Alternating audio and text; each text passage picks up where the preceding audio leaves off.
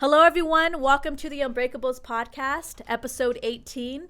I am your host, Jay, and this is my brother, my co-host, Gift the Poet. Episode 18, we have Think Big, Work Small in the house. This is the mentorship program that my sister and I have been shining light on since episode 1. He is a broker, a real estate expert, investor, entrepreneur, and mentor. And he has a ton of value bombs to drop today with his incredible story. So without further ado, we'd like to welcome David Albanese. Dude, that's the best intro. We had to have one for you, man. You know my brother specializes in those intros. I thought he was going to come out flowing, but... No, man. Awesome. I like that. First and foremost, David, thank you so much for coming. And, like I said before, it was just a matter of time for us to have you on. And, we met you at Omar's Mastermind, immediately clicked. And we were very, very grateful, very fortunate. And just like any other, let's take it all the way back. Before Think Big, Work Small, who is David Albanese? So maybe let's start from like childhood, and then we'll slowly transition into what led you to success. Well, I think Big, Work Small was probably already instilled in me back then. Wow. It's one of the things that most of us entrepreneurs probably, they say you don't have to be born with some of those traits, that you can actually learn them. But I think I was, you either learn them or you grow by reading, by getting mentorship, by following others. And others were kind of born with that little thorn in your spine, right? And you kind of grew into it with some of the mentorship, some of the reading, and things like that. So it happens both ways. A lot of the people probably listening to us or watching us are either born with it or they can grow into it. And this is something that you can grow into, that you can learn by just watching episodes like these with some of the people that you guys interview. And that's the very first thing I wanted to make sure that people understand, is that you can grow into it. You can learn it. It is something that you could train your mind and train your body to actually be, is to be successful, to become an entrepreneur, to do those different things. So your question is, take it all the way back. Shoot. We'll go back, and I'll leave some of the non-juicy stuff out, and I'll just put some of the details in so that you guys know exactly where I came from, what I did. I was born in East LA, bad neighborhood in Los Angeles, at the White Memorial Hospital. Mom always reminds me, right? She remembers all the time. And we grew up in a housing project, a public housing project, where we had government assistance. Father passed away at a young age. Okay. I was 4 years old. He was an entrepreneur. Back then, my mother was left alone to raise us kids. And like most kids in that housing project or the bad neighborhood, and I say most because there was few that made it out and didn't go to jail, or didn't really get involved in those bad things, or get shot and killed, things like that, because those were things that we live through, of course, every day. And was that the norm, David? Growing up like that in the housing projects and understanding that the average person there isn't going to graduate or isn't going to succeed to go to college, was your mindset, was that the norm for you at a young age? You know what, I'm not exactly sure if that was the norm at a really young age, but I do remember what the norm was. I do remember that several nights throughout the year, especially like 4th of July, the gunshots shooting out people's windows and the light posts and things like that. That was the norm, things of that sort, and that was a reality that happened because my older siblings were involved in things like that, and it was the norm. So if that can tell you a little bit of the story of what the norm was, then So what would you say kept you out of trouble? So a lot of the things that I think kept me out of trouble at a young age was my mother. Was her will, her desire to maybe not allow me to continue in that path, possibly because some of the older siblings were involved in different things, and it wasn't that great of a situation. My sisters probably won't like that, but One sister was pregnant having a baby at 15, and the other one was pregnant having a baby at 14. Wow. That's one of the situations, and my brother wasn't going down the exact correct path either. So there was a lot of different things that were the norm back then, and some things that weren't. And I'm probably one of the things that wasn't the norm that came out of the housing project. You know? Yeah. I didn't end up going to prison. I didn't end up getting too involved in the gang violence and things of that sort. And I was able to move on and do different things. And that could have been because of that thorn that was stuck in my spine since a young age, possibly. It might have been my mother putting the beat down on me every so often when she seen me getting derailed because she didn't want me to continue on one of those bad paths, possibly. So. And that's interesting. And you speak of the thorn. And what I think of is 11 years old, you were an entrepreneur and you started a shaved ice company. Can you tell us a little bit about that, going through the neighborhoods on a hot summer day just to make some money at 11? That was a lot of money, right? Hot summer day, shaved there you ice. go. He saw a problem, right? So I found a pollution. But so one of the things that I ended up doing, my mom ended up moving us to Washington State from the housing projects for a year. She ended up saying, you know what, completely done here. I don't see any more future. She ended up grabbing the few of us that were left, the siblings, and saying we're moving to Idaho, to Idaho State first. Wow. For a few months because she had a second cousin out there. It's a big jump. Yeah, she just got up and left at that point, and it was. I remember it was tough. I don't remember it being easy. That's for sure. And we only lasted a few months because living with another family, even hard. if their family was pretty tough, we didn't know what to do. And I don't really recall why we ended up in Sunnyside, Washington. But from Idaho, being in Idaho for a few months, we ended up in Sunnyside, Washington. And my mom was working in the fields with asparagus. She was cutting asparagus. Oh, wow. Is what it was. And we're from California, Southern California. We're not used to the snow. We're not used to the cold. We're not used to a lot of different things out there. We're not used to the small town lifestyle. That's the reality. So we ended up being up there for a year. And then for some strange reason, she had another second cousin, which wasn't a good idea the first time, right? But another second cousin in the city of Oxnard in sunny Southern California again, an hour away from our old housing project. And it was a blessing. It truly was a blessing. So from Washington, she ended up saving enough money to buy a 1972 primered red Chevy C10 pickup truck, my favorite vehicle of all time. Nice. And buying a camper shell. And she said, get in the frickin' truck because we're gone. We're moving to Oxnard. We ended up leaving Washington State, Sunnyside, Washington, and driving down 30 some hours to Oxnard, California, where we thought we were going to have at least some temporary housing, and our stay was short with her other second cousin for about a week, and we ended up staying at a local park, Kamala Park. That's where we lived for several months. You lived in a park, David? Yeah, we lived in the parking lot of Kamala Park in the city of Oxnard. How old were you at the time? Back then I was 13 already, almost 14. Did you understand that being that young? Yeah, I definitely did because we'd get up in the camper, we'd get up from the camper and get ready and go to school. You know, just like that. Something. Yeah, definitely. And we were out there for several months until the housing application, Section 8 housing application came through. Thank God for the USA. Yeah. That's for we sure. can relate to that. That's interesting. Yeah, we were on that waiting list for years. You know, I think we were as well. Yeah. We were on there for a long time, and it came through. Section 8 came through for us, and Oxnard turned into a huge blessing for us. It really did. It turned into something I can't even describe. I'm extremely grateful for the city. I'm extremely grateful for the people who helped us while we were there. I remember at one point, the Lopez family owned a small market carniceria, and my mom didn't have any money. That's when we were living at the park still. My mom didn't have any cash. And she walked in, and she's like, you know what, I don't have any money. I need some food to feed the kids. and nos fiaron.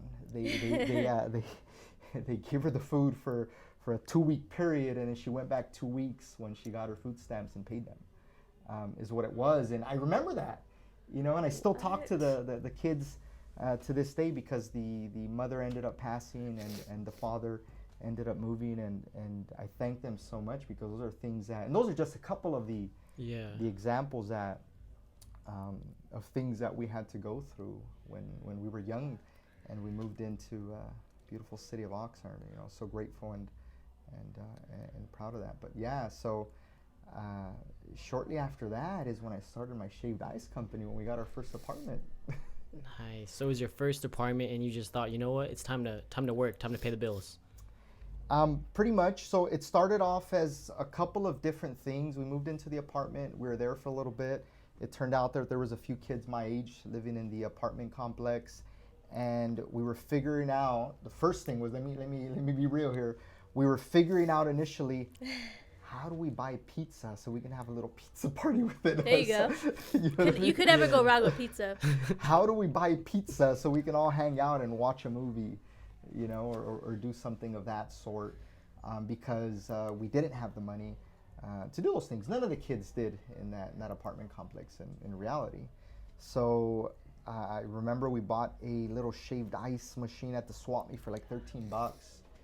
And I froze some water and turned it into ice, and we got in front of the apartment complex, and we started selling shaved ice, and the shaved ice turned into a pizza, and from the pizza it turned into starting to help my mom with a few little things, you know, with some expenses that we had. How long did you do that for? I think we did it for like a year and a half. We did it on and off for about a year and a half. We did it for a bit, and that turned into a paper route with a local newspaper. It turned into a paper route, and it just started the evolution of Think Big, Work Small. Started, you know, and the funny thing was that Think Big, Work Small was even back then because I was always the boss, right? Yeah. I was always delegating. You know, I was always delegating, you know, the tasks. I'm like, okay, I'm going to get the machine. I'm going to set things up. I'm going to go get the ice. You're going to shave it. You're going to pour the flavor in it. You get the whole system, right? And workflow. Yeah, exactly. We have the workflow going, right? So it was always, I was always thinking bigger and trying to work a little smaller necessarily. It's not that you weren't working hard. It's not that you weren't working any other ways, that you were trying to figure out a way to make the system work. And considering your guys' circumstances, whether you had a lot or a little, you did what you can. Yep. And at the end of the day, your why was to help your mom, right? Yeah. Or contribute any way that you were able to. Well, first it was a pizza. You know, it always was both, right? Because we wanted a pizza, and the pizza ended up being for the families and for ourselves, and we ended up having a, you know, small gathering and enjoying it within everybody. Was something that you know, since we wanted to make it happen, and it turned into generating a little bit of income every month in order to help do a few of the things that needed to be done, you know, around the house. And it could have been just buying a pair of shoes or buying a shirt or helping with certain things, the cable bill, because we didn't want the cable to go out because we wanted to watch, you know, whatever we wanted to watch, things like that. And I can't help but think that it made you so much stronger, David, because if you didn't have lack of electricity or lack of food, you wouldn't have the ambition to go do these things. But because you came from the other side and you came from humble beginnings, you wanted to taste all those things, and you didn't allow it to hinder you. You said, you know what, I'm gonna make it happen myself. I'm gonna take shaved ice. I'm gonna turn that into pizza, and then it's gonna become 110 power, right? Yeah, 110 power, and then into a paper route. So I do have to ask you, when you transitioned into the paper route, were there any systems that you were following then, as far as increasing the income coming in and to be able to help out your mom? Well, I did. Speaking of systems and that sort, I did end up hiring 2 of the other kids in the area, and we did have a system of delivering paper between 2 or 3 of us at a time. He was a young entrepreneur. So I was picking up the routes from the newspaper company, and I said, okay, you're gonna go do these, and I'm gonna do these, and you're gonna do those over there. And so even at that age, once again, the systems we're helping. And that's one of the things as entrepreneurs that you always need to implement is systems. Even with the team that we have today, with everybody that we work with today, we have to have these systems in place, right? You have to have a project management board, and you have to have communication, and you have to have certain things that happen every single day in order to make the bigger vision, the bigger plan, work. You guys need your audio team, you guys need your camera crew, your editors, all that good stuff. So definitely, I think back then was one of the first times that I figured out that systems were the key to really make it happen. So you started delegating in the paper route. At this time, were you approaching high school? Yeah. Okay. We're already, I think we're already in high school. We're already working hard. And at that point, I had one of my cousins that still works with me today, Caesar. He still works with me today. I don't know how he's put up with me for so many years. Or we put up with each other, actually, except that we have a great time together. We figured out that at that point the situation was better at home. His family situation was a little better as well. He had his mom and dad that worked really hard, and I had my mom working really hard, and I was doing what I could as well. We figured out that if we figured out a way to each get $1,000, that we could start a business at the local swap meet. And we could actually go to downtown LA, around the corner here, buy a bunch of audio car equipment, custom car equipment and audio equipment, and we can turn that into thousands of dollars, right? So he came up with some cash, and I came up with some cash, and we came down to downtown LA, and we purchased a bunch of stuff. We bought a table, and we started to go to swap meet, paying $25 for a spot for the day, put our equipment out there, and our sales skills went into place at that point. We started learning that sales was super important, because at a young age, selling shaved ice, we kind of sold ourselves, right? Oh, right, look of at course. these kids. Yeah. Let's buy that shaved ice, even though they watered down the heck out of that strawberry flavored, and at this point we learned, wow, we're a little older now, we're not as cute. People are not going to feel so bad for us, or whatever they felt, right? Now we actually have to bring our sales skills in, and he was behind the table, and I was in the middle of the aisle at the swap meet, like, hey, check it out. We have tweeters for your car. We have this really cool stereo. We have all these great things. We have these, whatever it may be for your cars, and we can install an alarm, because I watched a few YouTube videos back then, and I Googled the heck out of it, and I figured out how to install alarms a little bit, and then I got a little education from a couple other local guys, and I was installing car alarms. Caesar was standing behind the table, and I was doing a little selling and installing a car alarm and charging $100 now. Oh, wow. Per car alarm. So that was $100 an alarm, and we did 2 and 3 sometimes, plus the stuff we're selling behind the table. So now it started to become real. So how long did you do that for? We were at the swap meet for several years. I think we did it for like 3 years. Yeah. And I do have to ask you, David, because you mentioned in the beginning you didn't really understand sales, and I'm pretty sure you had to take a lot of no's to get to that yes. So for our viewers at home who are new to sales, who don't understand cold sales, who don't understand being personable and relatable and rapport, sure. What would you tell them, someone at home who really wants to succeed in sales and they don't understand that every no is closer to that yes? Nike. At the end of the day, I watched you guys when you guys just went out there and did it, right? And it's happening. It's really happening. You have a great show, and that's the same thing that I think I did. I was just like, one thing that my mom always she always told me, and I think I've always taken this into consideration. One of the things is she said, "Mijo, peor de donde venimos, no vamos." Meaning, worse than where we come from, you're not headed that way. Screw it.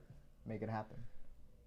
Just do what you have to do. Don't worry about it. Yeah. So I think that was one of the things for sales that I said, you know what? What's the worst that can happen? What's the worst this person can tell me? I've been through a bunch of stuff.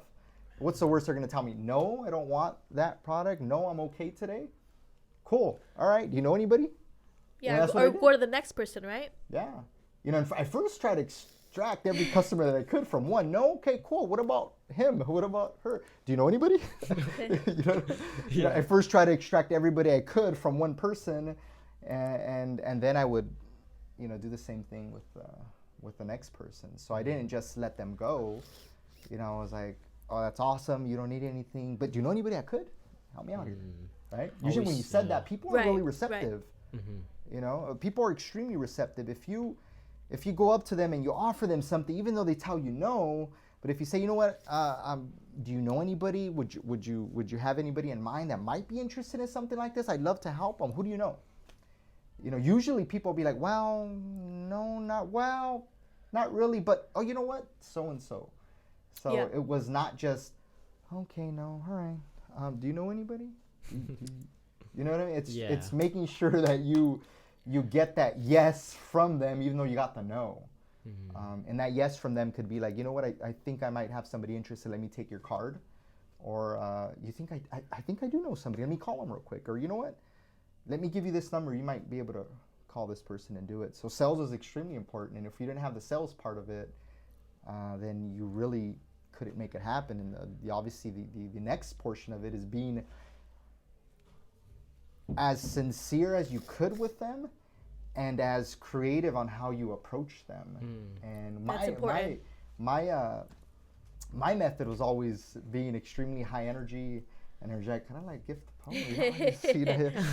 You know what I mean? He's always rapping and he's always flowing. Right? He's always, so one of the things that I came was I was always very energetic. I try to portray a lot of positivity to everybody that was walking by or that I was approaching, because it just feels good. They say if you go up to somebody and you're smiling already at them, you're doing this, like what are you gonna do? But it's that energy too. Contagious. Right? Yeah. Usually they don't.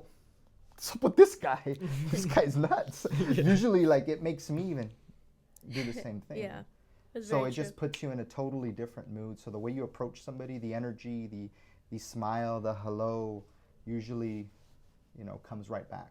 Yeah, so and it's interesting too. I was listening to the John C. Maxwell podcast, and he was talking about active listening and how that correlates with sales, and how a lot of times customers can tell if you're even listening to what they're saying, or if you're just reloading and waiting for something to say. Ready to shoot, right? Ready to shoot, exactly. But David, so you were doing sales with the audio for about 3 years, you had said, with your partner. What happened after that? After you guys were succeeding doing sales, you started doing installments for about $100. What then? Well, we succeeded and we did it at the same time, but we ended up saving enough money to open up a shop. We actually got a physical location, and we're able to have inventory, and now invite them over to the shop to get different installs and things of that sort. So that evolved into us doing a few different things, and we did a lot, and not everything we did was good. You know, I'll tell you guys right now that we tried 100 different, you know, hustles to make it happen, because we were relentless, right? Yeah, definitely. You know, we were unbreakable. Those customers probably just know we're not gonna let us down, and we sold a ton of different things on the streets throughout this entire journey. We did a lot of bad, we learned a lot, and we did a lot of good at the end of the day as well. We ended up learning a ton. We ended up really seeing what we really wanted to do in life, and trying to push forward, and we opened up a shop. We continued to push really hard. We did a lot of different things there. I hired a body man, so we were doing body work. We were welding, doing hydraulics. We were doing a bunch of different custom car stuff, really cool stuff. You know, just like West Coast Customs was really big. Yeah. So we did a lot of those different things, and it just kept evolving, kept growing. A few different things, you know, started to happen. He eventually started having a family, went his own separate way.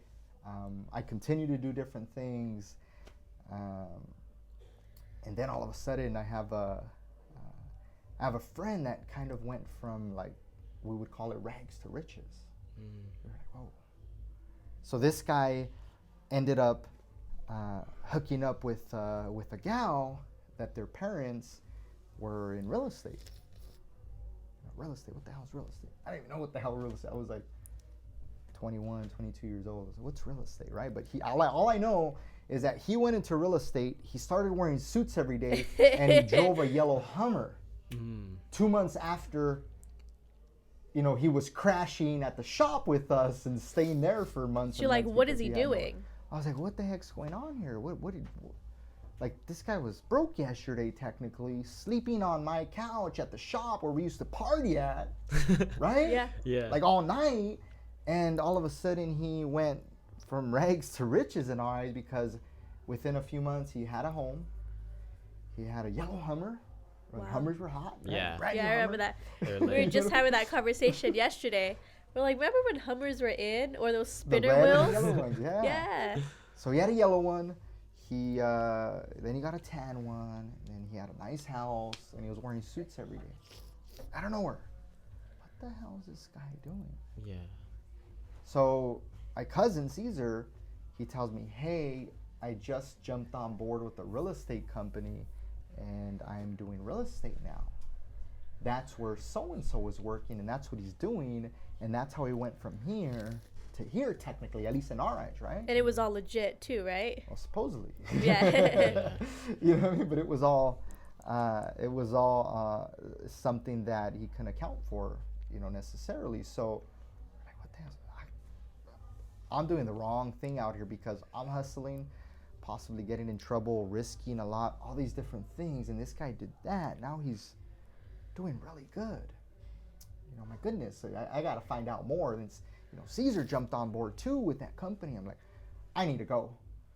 I didn't have slacks. I didn't have a dress shirt. I didn't have none of that, because even though we were doing so many different things, we're still broke. Yeah. At the end of the day, we were still broke. We still had no money.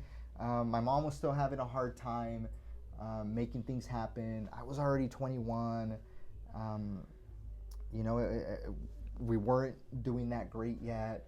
I've always been hustling. I always stopped bigger. I've always got employees. I always delegated. I always did these different things, and I was always making money, but I could never figure it out and really take it to the next level, was what it was. And this guy figured it out. Hummer, house, family, like all these different, whoa. Just in a matter of months. Matter of months. So I jumped on board in the real estate game, and I didn't make any money right away. Actually, the very first day that I started in real estate, I just said I had no slacks and I had no shirt. There was a thrift store down the street. I went and bought a brand new blue shirt. It was brand new. At least I thought it was. $2, $2. And some used slacks for like $4. I think I spent like $10 in total. Oh, wow. At the thrift store, I got some shoes, I got some pants, and I got a shirt. And I wore those clothes for months, literally. Yeah. Because when I first got involved in real estate, I didn't make $1 for 18 months. 18 months? 18 months. I didn't make a paycheck for 18 months, and I still didn't give up. I didn't give up. I think I was one of those late bloomers. It took me 18 months, and I continued to stick to it. I continued to try to make it happen, because once I got involved in it, I seen a lot of people doing really well. So I said, this is the holy grail. So you were determined. No, David, I do have to ask you, 18 months to not receive a paycheck is a very long time. How did you deal with the self-talk and the doubt? Because an average person would have quit. Yeah, for sure. I think I quit in my head like 50 times, 60 times. Probably once a day I quit in my head. I just didn't allow myself to fulfill, physically quit. Yeah. Yeah, that quitter thought. I didn't allow myself to really do it, because I did quit my mind many times. I just physically kept moving forward every single day, and I didn't let that thought get fulfilled. Was what I think I did.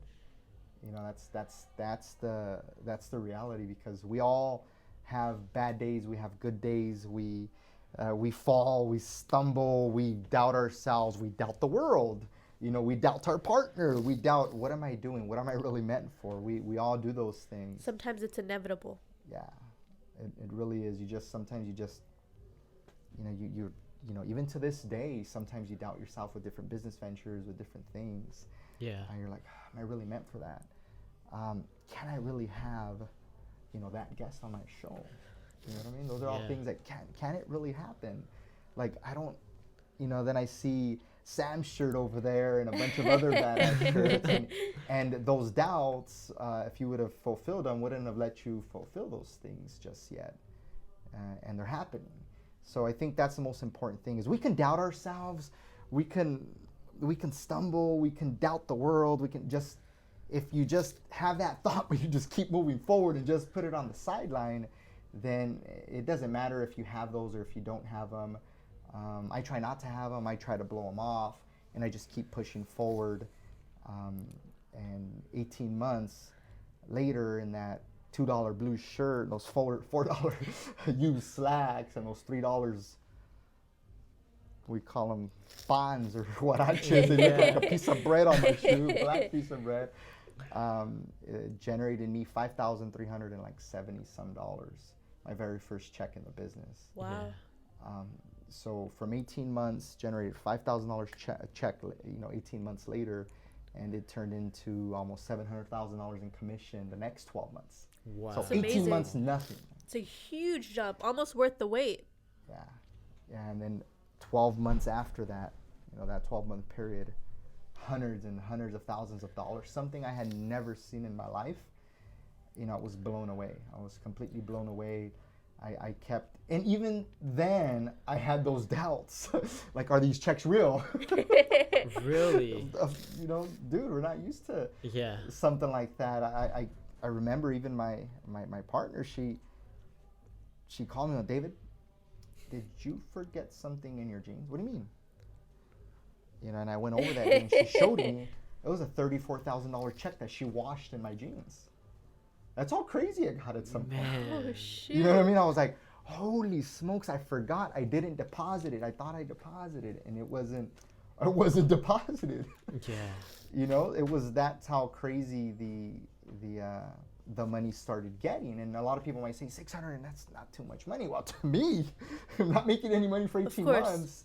To 12 months later, all that cash, it was something special. So, from there, you just need to keep growing and keep pushing forward as a reality. Of course. And I've seen a consistency throughout your story, David.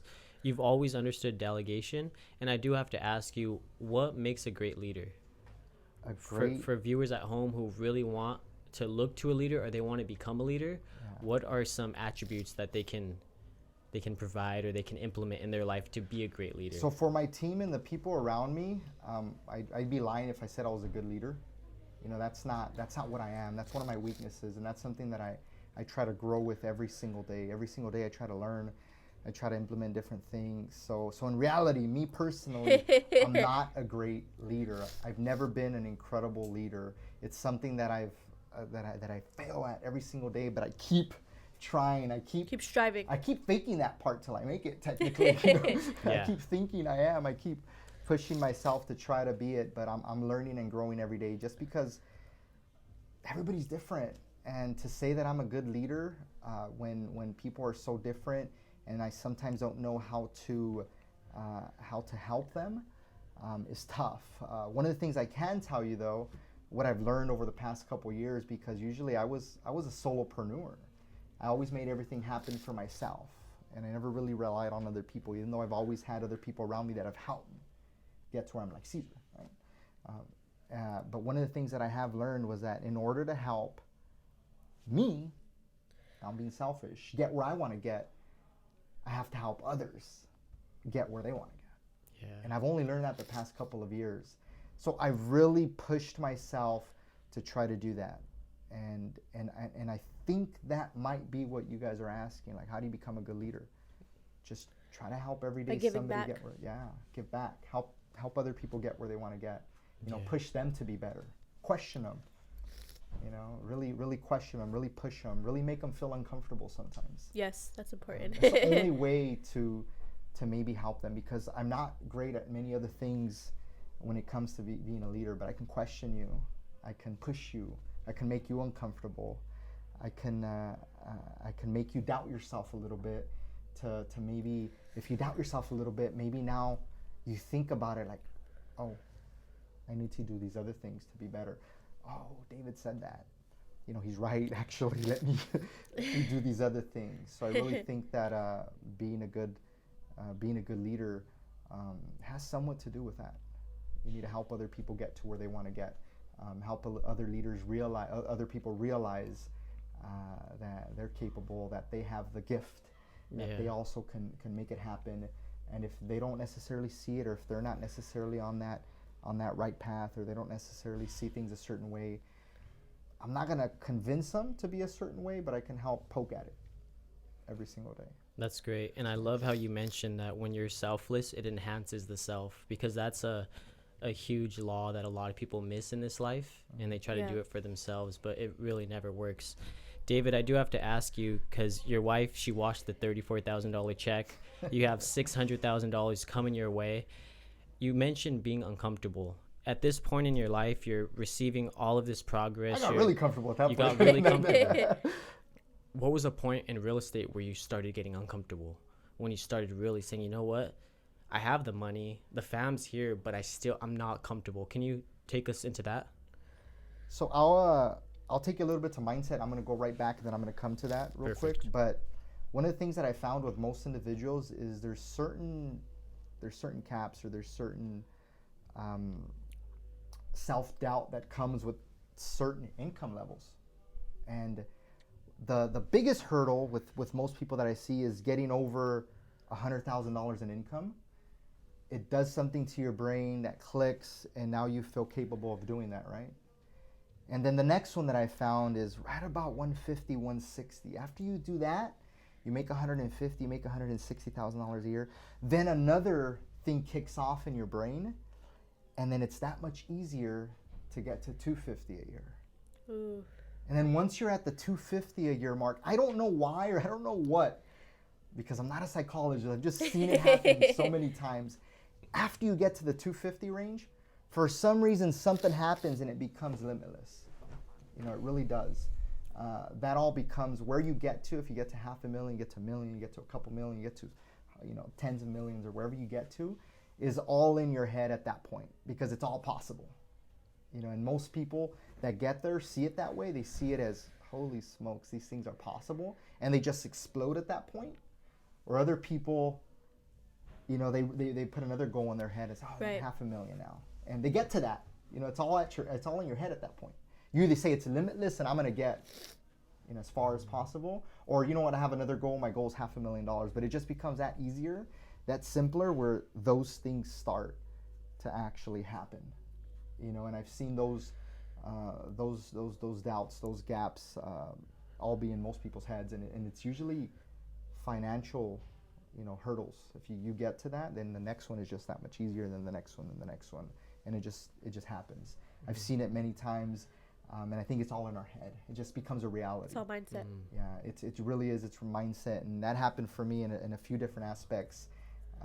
When I reached that income level for 12 months, it's just never changed.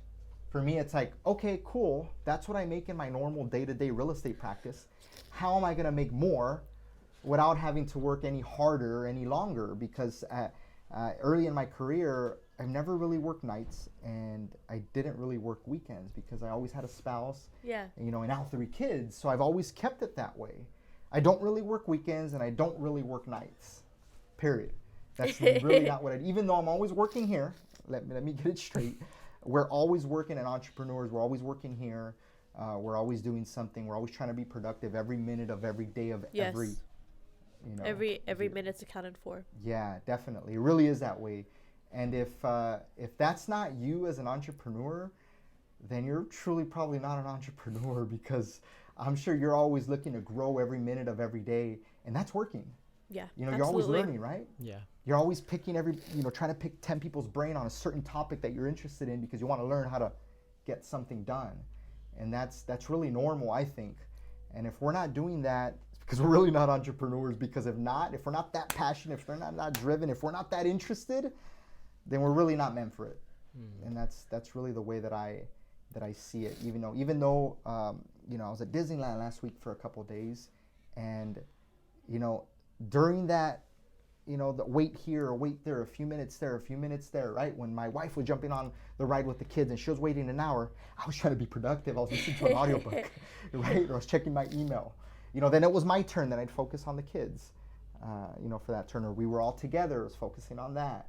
Those different things. You're always doing something at night when, we went back to the room and everybody was, quiet time. That time, I worked. Not because I had to or not because... But you're so used to it, right? I love it. It's something that we love to do, that we're interested, that drives us, that tickles our pickle. You know what I mean? It's true. Yeah. So in reality, I think that if that's not you, a lot of people can say they can shut it off or they can do all these different things. I can't. I don't. So everybody's different, but I don't and I can't. I love it. It drives me. So during this whole time, did you have a mentor? So I've always had people around me or mentors, and it started out with a couple of guys in the hood that were making things happen. They were my mentors early on. Right. Even before that, it was my mom. I was gonna say that.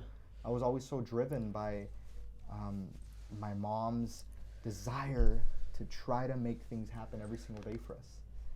Anything she needed to do, she would push forward and try to make it happen. And then in the hood, I had guys that maybe I seen them because I didn't have a father early on. Maybe I seen them as a fatherly figure. Maybe I seen them doing things or having money or doing certain things that I thought I was encouraged by or I was interested on, because whatever they were doing was bringing in money, good or bad, whatever they had going on. And I was always that kid that was the youngest in the room, but they always kept me around because I've always had something cooking up here to help them get to that next level. I was always like that kid that had some connection or knew somebody or was able to figure something creative out to make something happen that would produce something monetarily. So I think a lot of them older guys that I thought I looked up to at the time, or I did look up to, and I learned a ton from them. So I really appreciate everything that I learned from them, even though a lot of it was bad. But you were still able to learn, like you're the street smart, like they say, right? And then as well as the book smart. Yeah, and I mean, 50 Cent in his 50th Law of Power, he says that the streets are parallel to corporate America. Yeah. So corporate America, you could look at it and you could completely take the streets and just piggyback off of that. I do have to ask you, David, I believe that sophistication is the highest form of I would say simplicity is the highest form of sophistication. Less is more. In your journey, are there specific things that you had to let go of, that you had to say goodbye to, things that you didn't want to die off, or things that you didn't want to say goodbye to? Because I've noticed in my journey, in our journey, we've had to let go of a lot of friends. We've had to let go of a lot of habits. I think that's all work in progress every single day. We're always changing. Our mindset is changing. Our wants and needs are changing. So definitely you brought up the friends thing. So most of my acquaintances or people that I hang out with now have to do mainly with business or work now. That's really what it is. It all has to do with, we're all trying to help each other and benefit in one way or a shape or another. That doesn't mean that a couple nights ago I didn't go out with old friends of mine and hung out, and it didn't feel good, because it felt really good to reminisce about the old times, the different silly things we did, what they're doing now, all that good stuff. So I think I lost a lot of friends, or I lost a lot of those acquaintances because I grew as a person and my priorities changed. I think is what it is. I have a family, I have a beautiful partner, and I have 3 beautiful kids, a 3-year-old daughter, a 7-year-old beautiful boy, and my oldest, he's 9 now. And Monday night is practice for Nick, for football. Monday night is Taekwondo for Dylan. Tuesday is practice for Nick with football. And Tuesday evening is piano lessons for Dylan. And Amari, my youngest, it's always her day. It's always her time. Super dad right here. So, and no, not necessarily me. Maria and I, we do this together. But my priorities have definitely changed. I don't feel like being out, at these parties or at these clubs, all the time. Even though it feels good sometimes to go out and hang out and let loose a little bit, right?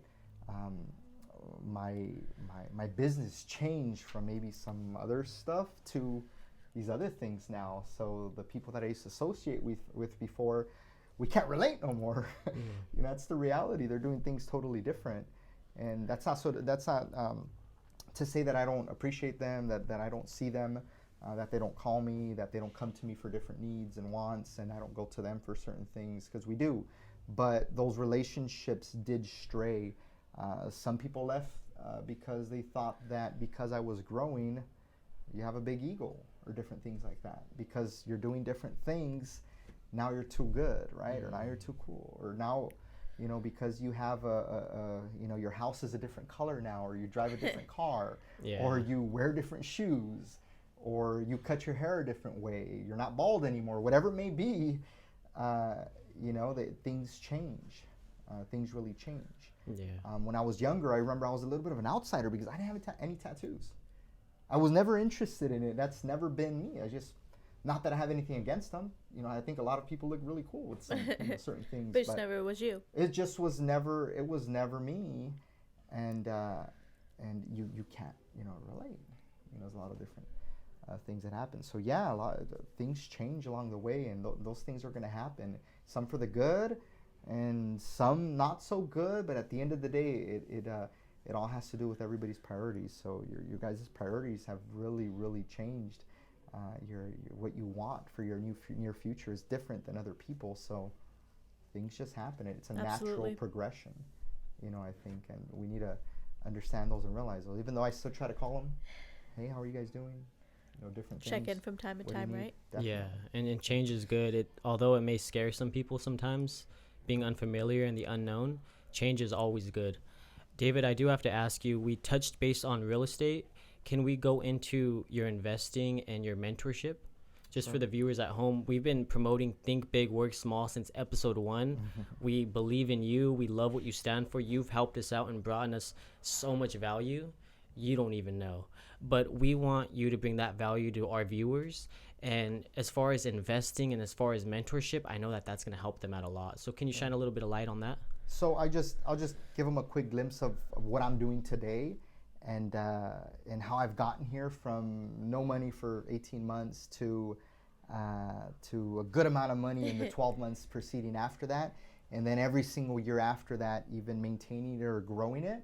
And it was through a couple different ways. And I'll just talk about this for a second, because I think it's a cool story, and I really appreciate the person that helped us do it, or help me make it happen. I was doing real estate day to day, making it happen, helping people buy homes and sell homes, and I had a lot of opportunity right in front of me. There was tons of opportunity, and I had the issue. I still was making a lot of money. I was doing a lot of things, but I didn't have that liquid cash. Even though I had some assets, I had different things going on, I was making good money. I just didn't have an extra $150,000 laying around to purchase one of these opportunities I had in front of me, a property, piece of real estate, rehab it and flip it and make an extra $50,000 or $75,000 with one flip.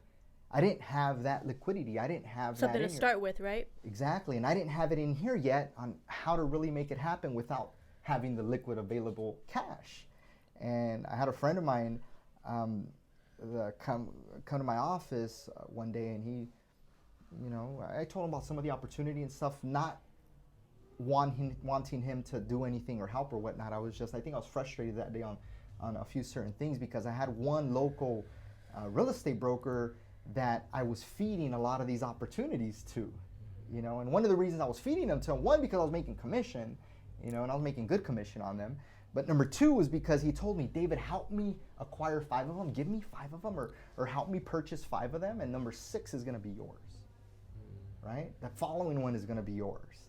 I'm gonna help you, I'm gonna fund you, I'm gonna help you make it happen, because I have the experience and the knowledge. And And that one came up, and I told him, hey, it's my turn, right? Oh, my money's tied up. I can't make it happen. Sorry about that. Just like that. Just like that. Real simple. And I was like, cool. What do I do now, right? And I had told this story to one of my friends, and I told him, hey, this happened. That's crazy. People are, I was venting to him. And the next day, he comes to my office with a Nike shoebox, and he just sets it on the desk, and he says, open it. Boom. All cash, all hundreds and 20s. I'm like, what the hell's it? Make it happen. He said, make it happen. No way. Yeah, this is true story. True story. And I'm like, holy smokes. I was like, hell yeah. Let's make it happen. And that was my mentality. That's how I've always had the mentality of we and let's has always been, it's in my vocabulary now, normally. It's not about you anymore. It's bigger. Yeah. It's a joint type of thing. And that money that he brought me put an extra $50,000 in my pocket 3.5 months later, and an extra $20,000 in his pocket extra. Because I was I was obviously making everything happen. I was acquiring, I was doing the rehab on it, I was making everything happen. So he looked at it as an investment, and he wanted an investment return, and I was looking at it as a business, as an opportunity, and I felt I should take more of the profit. Was what it is, and that's exactly what happened. And from that one there, it just became a consistent thing where my mind opened up, and I said, shoot, I'm gonna be making my cash, buying, helping people buy and sell properties, hundreds of thousands of dollars a year, and I'm gonna do 10 of these a year, 8 of these a year, whatever it may be, and I'll make an extra few $100,000 a year, and it's gonna turn into a couple $1 million at least, every single year. And that's what I did for the next few years. So as time progressed, a lot of people started getting interested and asking me different things, and I try to help as many people as I can, give them information, because there's really room for everybody. There's 1 million real estate professionals in this country, right? And probably the most of them centralized in Southern California, and the sun shines for all of us. Yeah, it really does. There's so much opportunity. So I've always, if somebody asks, or if somebody, I think I've probably put at least 150 people into this business based on some of the things that I've talked to them about and some of the guidance and things of that sort. So, but one of the things that I really seen with everybody, it was a common thing, right? And I always said, what's everybody's excuse? Why don't they make things happen? And first it was like, okay, why aren't other real estate professionals flipping as well? Why aren't they doing these things? Or, why aren't these 3 friends of mine living out their dream? They want to, they tell me they want to, they're trying to make things happen, but why aren't they doing it? What is everybody's excuse? And it all came down to the same thing. Nobody. At the end of the day, everybody complained about money. Everybody said, I don't have the money. And the second thing was the time, because they had to work, which means they had to work because they didn't have the money. So at the end of the day, it was always came down to money. So think big, work small. The reality of it, of what it is, it was coaching other real estate professionals, because the last few years we started a really big full marketing lead generation company for real estate professionals. We had almost 500 real estate professionals that we generated leads for throughout the country. Wow. We did that for almost a couple years. The partnership within a couple of us, it kind of fell apart. Everybody bit under a different way. People were operating in some of the partners were operating in a certain way where a couple of us didn't agree. Things happened. So we were technically providing leads, providing guidance, providing scripts, helping these real estate professionals get to levels that they never had reached before by trying to put business in their pipeline. And I still got the same excuse. Like, a lot of them would drop off, or a lot of them would expect results the same month. And it doesn't happen that way. As you guys know, it's building blocks, right? Yes. And the number one complaint why people wouldn't jump on board with us or continue after 30 or 60 days came down to the same thing: money, right? So I started to come up with a way, how can I help real estate professionals or other entrepreneurs or whatnot eliminate that excuse of money? Let them come up with another excuse, but let's eliminate the excuse that I don't have any money. And I started to put together a program of capital building and funding. And my very first task with it was trying to change everybody's mindset, right? That raising capital or getting funding is bad, because everybody sees raising capital or funding is bad because technically it's borrowing money at the end of the day. Yeah, that's true. You know, and everybody's mindset is like, that's bad. You know, Yeah. that's bad. Even my mom was like, oh no. No, but, you know, capital is bad, or raising money is bad, or credit is bad. So my very first thing was to help start to transition everybody's brain that borrowing money is bad. It's only bad when you're doing bad things with it. You know, it's only bad if you're taking $15,000, $20,000 from a credit card and making a payment on a Ferrari or Lamborghini. Absolutely. You know, Yeah. and you're not doing anything with the car. If you're taking that money and you're paying for a Ferrari or Lamborghini and you're generating money with it, because a couple of the entrepreneurs now, they're saying, hey, use your car as an asset, right? and I didn't see it that way, and it's so true. If you're taking that money, you're paying for this car, and that car is generating you money, whatever way you're doing it, then it makes sense. But if you're taking that money, you're paying for a car to pay for the bottle service at the club, then it doesn't make any sense, and it's not a good thing that you're doing with that capital that you're raising. But if you're taking that money and you're doubling it or tripling it, then it makes sense to raise capital and get funding via credit. You know, and that's one of the bad things, because credit's always, oh, credit's bad, Yeah. right? Oh, that's a bad thing. And it's not necessarily a bad thing unless you use it for the right things. And a lot of people say, well, I don't have you know, the way to actually raise that capital or funding because I don't have that great of credit, or because I haven't built it, or different things like that. And that's kind of what we do. We help everybody build really quickly within a few months in order to have that capital and that funding available to not complain about that one thing that we all say everybody complains about, which is money. Well, if I had the money to pay for the marketing, to get the leads, to close the transactions, you know, it happens. So that's the number one thing. If I have the money, if I didn't have that shoebox full of cash, then I wouldn't have made it happen, right? At least that was my mental block. Mm-hmm. Could have made it happen maybe a few other ways by raising capital and getting funding, but I didn't have that mindset then. You know, I wasn't aware of it exactly how it worked, or because I always thought that raising capital and getting funding on credit was bad. You know, that's history, and it's not bad unless you use it for bad things. So I took that shoebox, I used it as capital or funding because I still owed somebody the money. You know, it wasn't free money. Mm-hmm. It wouldn't say, here you go. I borrowed it, right? That's technically what I did. So what's the difference if I'm able to build my credit, my capital, and my business credit in order to generate available money to make these things happen? So that's kind of what I've been doing, from dealing with hundreds of real estate agents for a while, by running their marketing campaigns and coaching a lot of them, and building a really big group on Facebook of real estate professionals. There's over 60,000 members on that group. Wow. And building my page, to Think Big, Work Small, and all the different things that I've learned, including, you know, learning things from you guys and from other people in the industry. I really feel that most of us complain about money. So my goal is to really coach people to understand that it's okay to raise money and get capital in order to do the things that you feel that you were destined to do in this world. It all starts with mindset. Yeah. Absolutely. Yeah, and you're bringing a ton of education for those that need it, with the capital, with providing them more time, and with cutting their learning curve in half.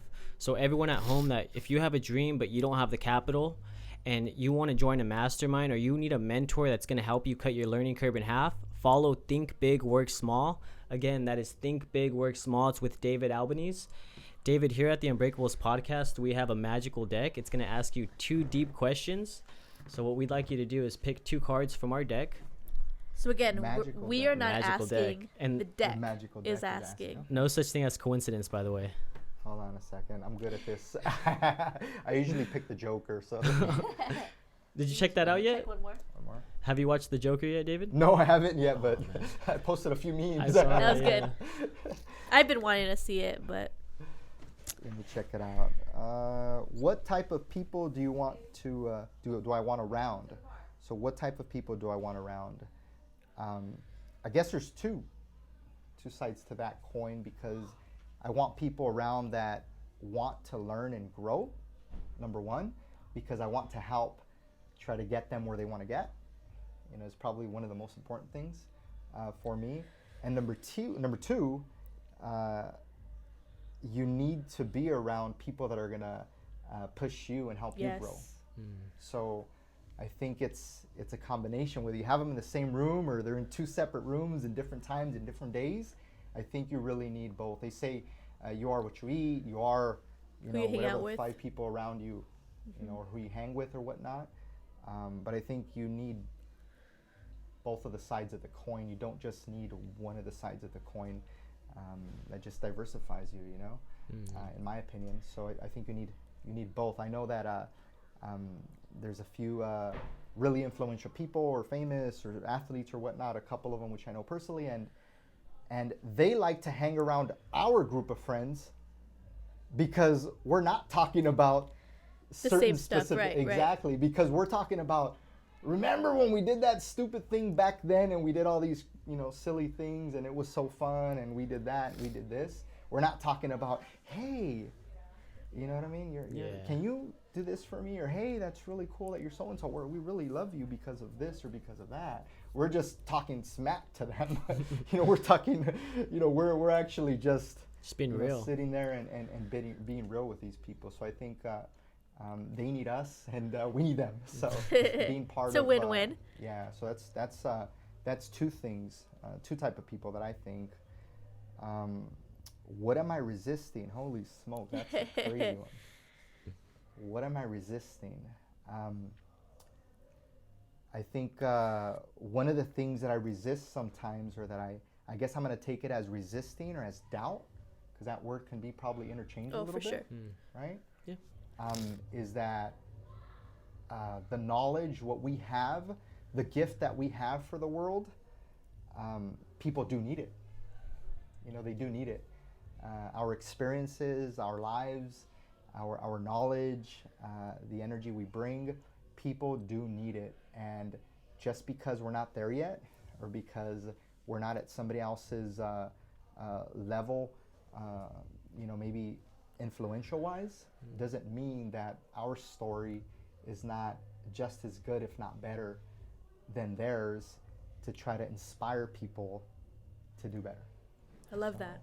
So I think that's one of the things that I'm resisting or doubting sometimes. That's pretty powerful. So that was a good one. I like that one. And I love, David, that you touched base on inspiration. You, on your bio, global impact.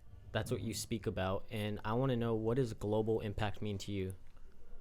Shoot, I think it was a spur of the moment when I wrote that. But I was thinking, because you want to leave that mark, right? That legacy in the world, and you see so many people leaving their grain of rice or their little,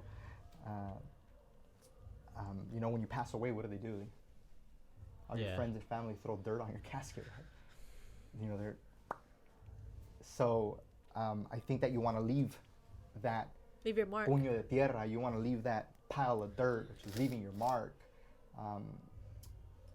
you know, for the world. You want to leave it behind so that that legacy either continues with your friends and family and the people that you inspired and you touched. And I think that's probably one of the most important things for me at this point, is to try to inspire and try to help others get to where they want to get, or where they should be. You know, even though they don't see it, we see it.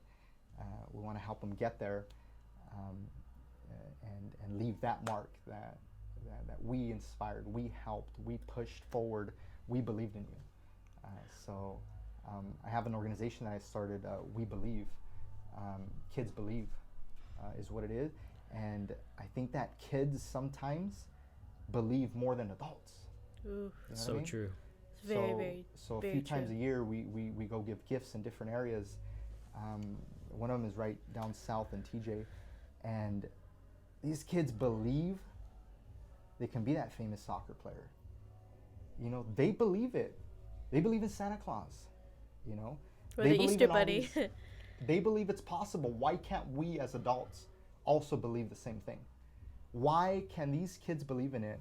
Why did we believe in all these things when we were kids? But as adults, for some reason, we lose that and we no longer believe that we could be what we want to be. We can get where we want to get. So I think that's one of the important things. And kids believe is focused strictly on that. They believe I believe in them. So just like I believe in the kids, I believe in, you know, the adults around me. So I want to make sure that they know that I believe in them and that I want to help them get there. So That's amazing, David. David, what's next for you? For all our viewers at home who's following you, we want to know, what do you have next in the pipeline? Podcasts and speaking, I think, are two of the things that I really want to do to impact. I think that getting on stages is important because you're able to reach people at a different level. At that point, it's more personable. Even on a podcast, you can definitely convey that. But once you're in front of a group of people, like, you can feel the energy, right? You guys been to events, I've been to events, and sometimes the power that you feel, that you see, is that much greater. And I think that's one of the ways that you can impact more people. Business-wise, now I'll switch gears. Business-wise, I'm heavily involved right now in the cannabis industry. It's at High Farms is what we're doing, and we are launching technology to cultivation, to brands. And within that, High Farms is not me launching all of these things. It's me helping others launch their dream and reach their dreams. We have a delivery company right now that we're launching, High Farms Delivery. We Deliver is the app. And I'm helping a group of individuals get to where they want to get, which is actually launched their fully licensed delivery company. They've been in the industry for years, and now they need to go to the white market. And I was there to help facilitate it, and the license is coming through already. It's going to be launching here by the end of the month. That's amazing. So that's one of the ones that we're getting there. I had once I got involved in the cannabis industry, in I would call it the gray/white market, because a lot of the guys are still operating in the gray market, trying to get into the white market. They just don't have either the know-how, the ability, or the business mindset in order to take it to the white market. And I've since I got involved a couple years ago, I started helping several individuals, a couple of them which are already licensed. And what High Farms does is we help them get to where they want to get. More than anything, it's not us launching these brands or these companies. We're just helping others get there, is all it is. And that's part of the same mission, right? Whatever I do is part of the same mission, helping people get to where they want to get. So that's awesome. We love that you help out so much. It's felt you've helped us out in many ways. We've said it throughout this episode. So thank you again for taking the time out of your day to come over here and share your incredible story. Everyone at home, for legal cannabis, follow High Farms. They do weed delivery. It's amazing. I have a ton of friends who have spina bifida, who have diseases, and they really, really need help. And cannabis is a medication and a medicine that helps them. So David runs High Farms. Follow High Farms. Also follow Think Big, Work Small. Great mentorship program. As he described, he's going to help you guys invest in your dream by providing capital and providing that liquid that you need. Follow us at the Unbreakables podcast on Instagram. Follow myself at _giftthepoet_. Thank you guys so much for tuning in. If this message resonated with you, feel free to reach out to us. Reach out to David. He is a DM away, an email away. And if you can, just if there's anything else that you'd like to add for our audience. Yeah, I'm easy to get a hold of. I love to answer questions, and you can just send me a message. I'd love to connect with you and help with whatever I can. Thank you so much. Thank you again, David. Thank you, guys. Thank you. Appreciate it.